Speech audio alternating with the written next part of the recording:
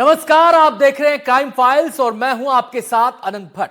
अपने इस खास प्रोग्राम में आज हम आपको क्या क्या दिखाने जा रहे हैं, सबसे पहले उसके बारे में आपको बता देता हूं। ग्वालियर में एक महिला के ब्लाइंड मर्डर का सनसनीखेज खुलासा हुआ है। केस को पुलिस ने एआई की मदद से सुलझाया। इस हत्याकांड में ऑमलेट का एक टुकड़ा कैसे बना कातिल का सबसे बड़ा सुराग। इसके अलावा छतरपुर में एक बहू की दबंगई की तस्वीरें भी आपको दिखाएंगे। एक चोर की दिलचस्प कहानी भी आज आपको दिखाने जा रहे हैं। गया तो था वो चोरी करने के लिए, लेकिन उसे लेने के देने पड़ गए। पुलिस को गिरफ्तार करने से पहले उसका रेस्क्यू करना पड़ा। तो चलिए शुरू करते हैं आज का सफर।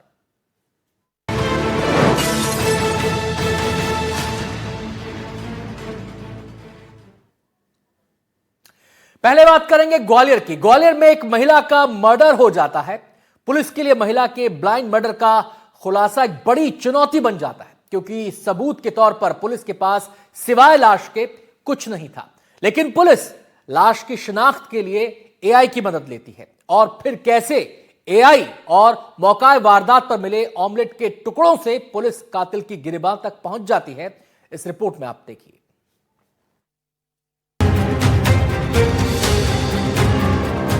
29 दिसंबर की रोज गोला का मंदिर थाना क्षेत्र में उस वक्त लोग दहशत में आ जाते हैं जब कटारे फार्म के अंदर झाड़ियों में एक महिला की न्यूड लाश झाड़ियों में पड़ी हुई दिखाई देती है, जिसके बाद फौरन स्थानीय निवासी पुलिस को इत्तला करते हैं। सूचना पर पुलिस डॉग स्क्वाड के साथ घटनास्थल पर पहुंचती।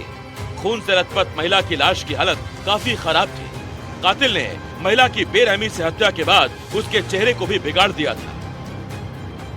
पुलिस लाश को पोस्टमार्टम के लिए कब्जे में लेकर अपनी तफ्तीश शुरू करती है। शुरुआती जांच में महिला की रेप के बाद हत्या की आशंका जताई गई थी। चूंकि महिला का चेहरा इस कदर बिगड़ा हुआ था, जिसकी वजह से लाश की शिनाख्त करना भी पुलिस के लिए बड़ी चुनौती बन गया।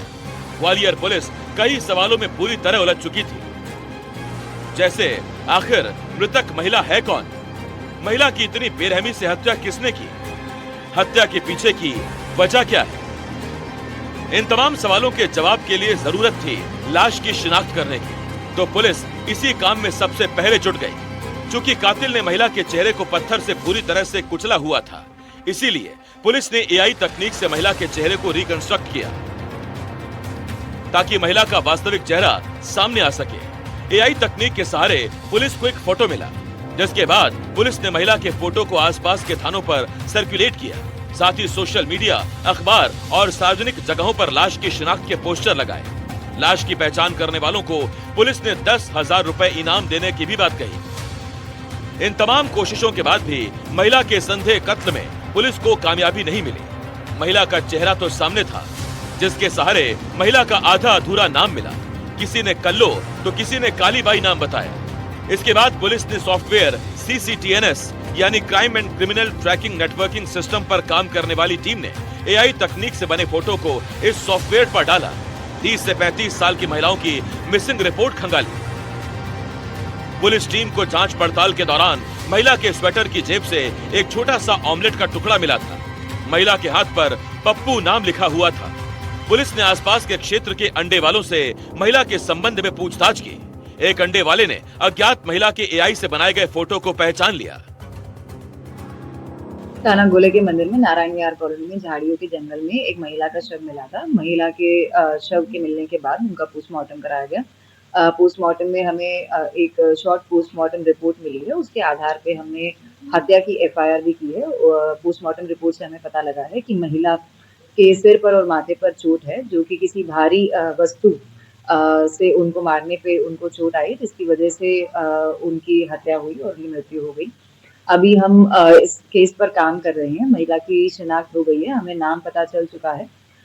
हमने महिला की एक एआई रिकंस्ट्रक्शन करके उनकी एक फोटो बनाई थी, जिसमें वह फोटो से इतना पता लग रहा था कि अगर महिला जीवित होती तो वह कैसी दिखती। तो लगभग हम उस नतीजे तक पहुंच चुके थे। वह फोटो बना के हमने पोस्टर के माध्यम से सर्कुलेट भी करी एवं शिनाख्ती पर 10,000 का इनाम भी रखा था। आखिरकार पुलिस की मेहनत रंग लाई।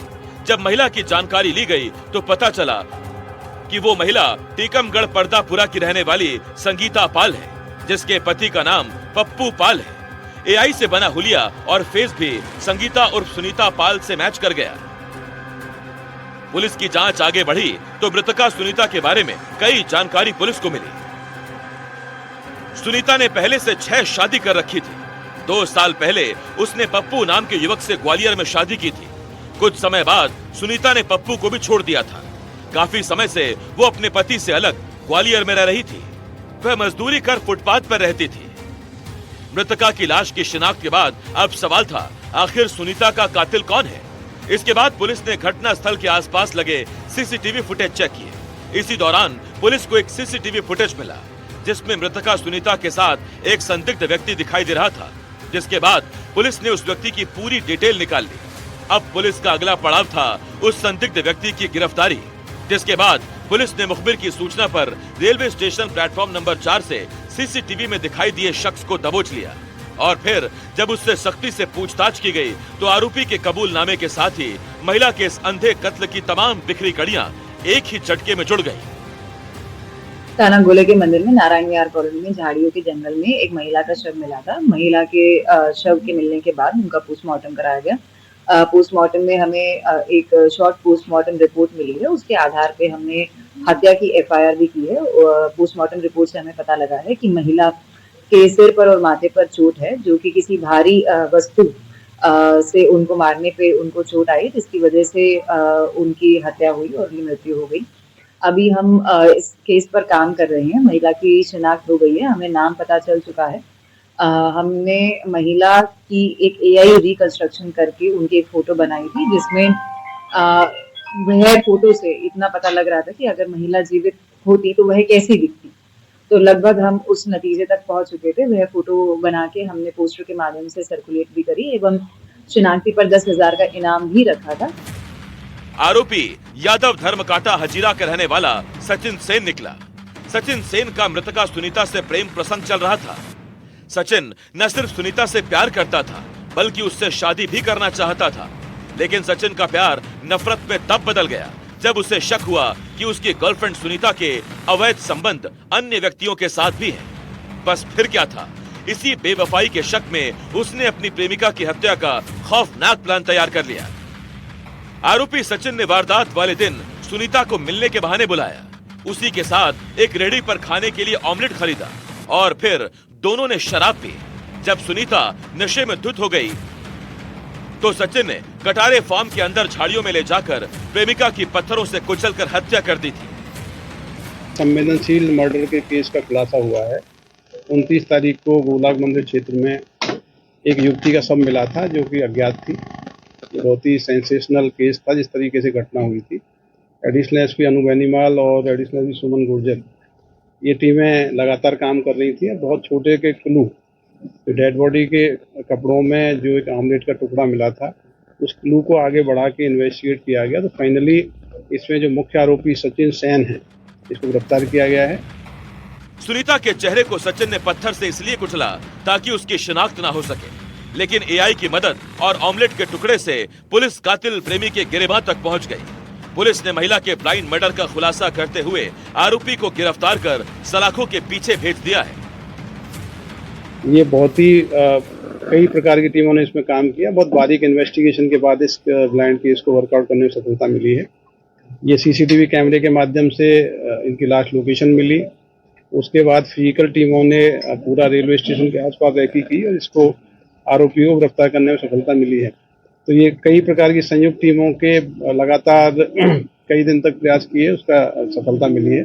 इसमें हमारे आईजी साहब ने भी 30,000 रुपए के नाम की पूरी टीम को घोषणा किया दिया जाएगा। ग्वालियर में 8 दिन पहले हुए एक महिला के अंधे कत्ल का खुलासा करने में पुलिस ने अपनी पूरी ताकत लगा दी। पकड़ा गया आरोपी मृतका से 9 साल छोटा है, लेकिन महिला के इस कत्ल ने इस बात को फिर से साबित कर दिया कि गुनहगार चाहे जितना भी शातिर क्यों ना हो, उसका गुनाह एक न एक दिन उसे सलाखों के पीछे भेज देता है। Bureau report, NDTV, Madhya Pradesh, Chhattisgarh.